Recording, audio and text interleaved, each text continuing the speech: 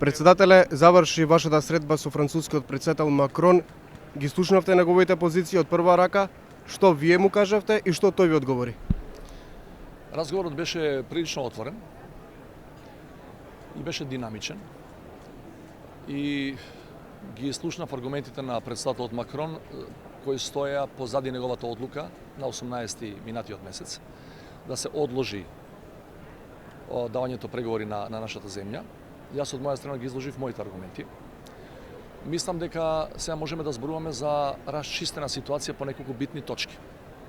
Прво, председателот Макрон веќе почнал и неговиот тим со расчистување на новата методологија. Имаат предложено еден non-paper до земјите членки, кој почнал да циркулира пред недела дена. Очекува дека тоа ќе заврши наредниме месец до два комплетно со инпут од останатите земји членки, со коментари и евентуално амандмани. Начелно тој мисли дека методологијата најдоцна треба да биде усвоена до март. И ако имате меѓународна организација која има 28 земји членки, не може да бидете сигурни. Меѓутоа очекува и пред март да биде донесена новата ревидирана методологија како ја нарекуваат. Второ, она што ми беше мене битно, бидејќи нам ни е битно во државата и за народот, му реков дека ние не би се согласиле со никаква алтернатива на полноправно членство. Тоа може да трае, не знам, години и години, меѓутоа ние не прифаќаме никаква друга алтернатива во облик на европска економска зона или не знам, соседи на Европската унија и така натаму. Ми рече прецизно, никогаш не била неговата намера да ни даде алтернатива на полноправно членство. Само, или сакам да го подобрам процесот, да не продуцира само бирократски успеси, а суштински неуспеси кај земјите кандидати. Во тој дел јас реков дека нашата позиција како држава е неспорна, че нека ја подобруваат, нека ја менуваат методологијата колку сакаат и како сакаат. Ние сме комплетно позади принципот на реверзибилност. Тоа значи ако одредено поглавје го затвориме успешно, по извесен период од време се јават проблеми во таа иста област, например слобода на медиуми, да не вратат назад, се согласувам. Дури во еден момент му реков, ако сакате и како полноправна членка, која би биле, да не исклучите од членство од Европската унија, слободно направете го тоа, бидејќи не ми е интерес мене да бидам ја членка тамо, а да не бидам демократија.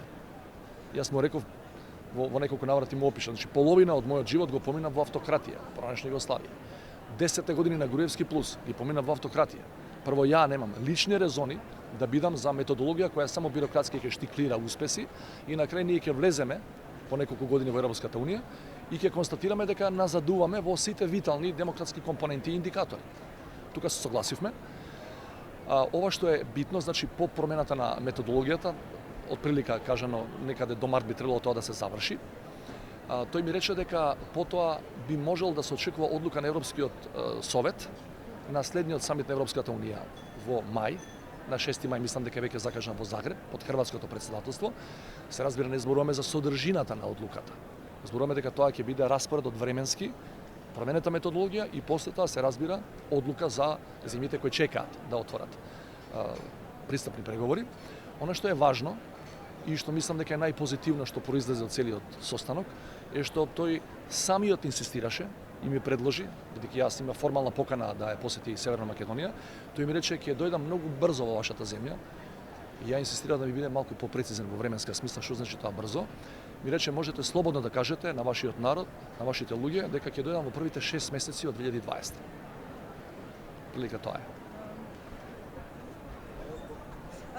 Методологијата, ако може да бидете попрецизни што се тие методолошки? Во овој момент, она што е предложено на првичен драфт од нивна страна, содржи само идеи и принципи, нема ништо разработено во смисла на конкретни детали. Допрва ќе треба да се разработува. Колку што разбирам, тој non-paper е од околу 3-3,5 страници. Че зборува само за начелата до кои треба да се придржуваат земјите кандидати и земјите членки кои го проценуваат нивниот прогрес.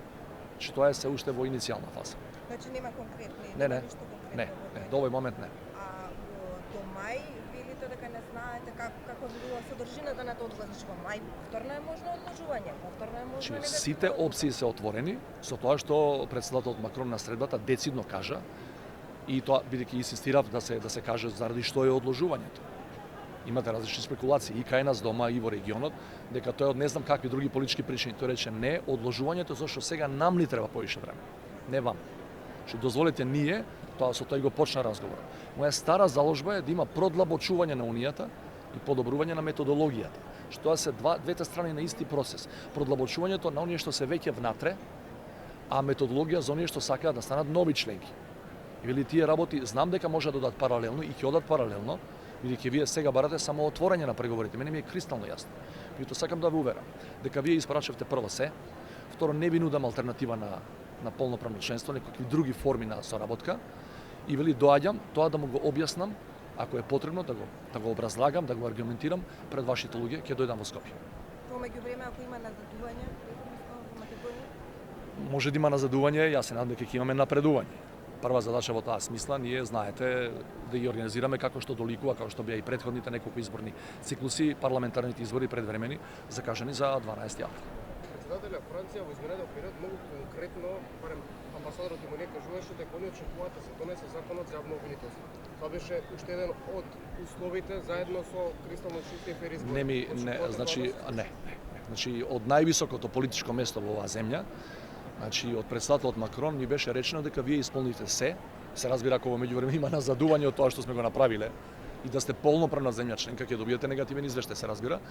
Меѓутоа не ми го спомнаа воопшто законот за дека е неопходно заради ова што ви го објаснував претходно дека е неопходно да се донесе закон за обвинителство, кој претпоставам се мисли на инкорпорирање на што беше СЈО некогаш.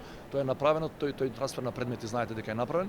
Значи не ми го спомена воопшто како тема за разговор, не да ми наметнува негови заклучоци. Благодарам.